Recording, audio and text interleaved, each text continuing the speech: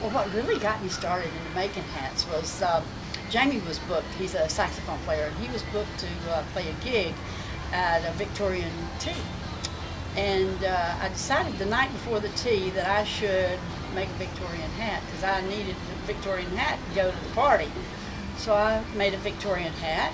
The tea turned out really well. I got lots of compliments. Everybody loved my hat. And so a couple of weeks later, he said, the red hat ladies had just really gotten really big. And so he said, why don't you make some red hats and we'll put them on eBay? And I said, okay. Because he was the computer geek, you know, he could put them all on the computer and everything. So I said, okay. So I made hats and to put on the computer, and they started selling like crazy. I was selling several hats a week, and so that's what really got me started. And then I began to do more and more things with the hats until now I'm doing like hat decorating parties in assisted living facilities, memory care units, and they have a lot of fun, and they get to, I take all the decorations and hats, and they make a hat to their specifications. Like I put the stuff out in front of them, and they pick the hat, the color they want.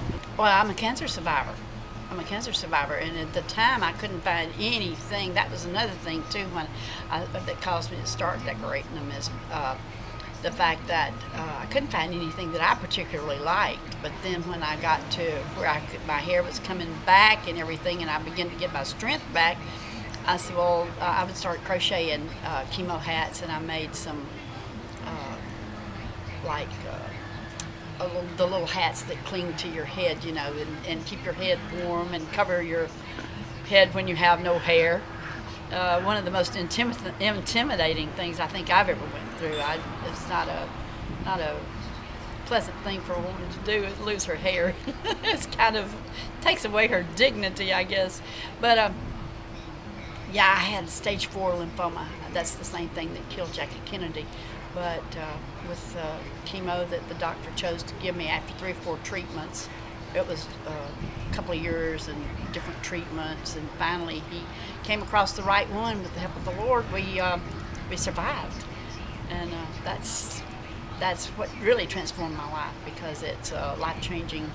Life and death experience is life-changing for sure, and so I'm more extrovert now than I used to be an introvert. I was very, very shy, and now I never see a stranger. So if I see somebody that I really think that I should know, or I can just go up and talk to them, and just I can break the ice, and that's a life transforming kind of situation for me, because I was so very, very shy. And now I play the piano in nursing homes and assisted living places, and instead of in church. I used to play in church. I was a church body. I can't imagine you shy.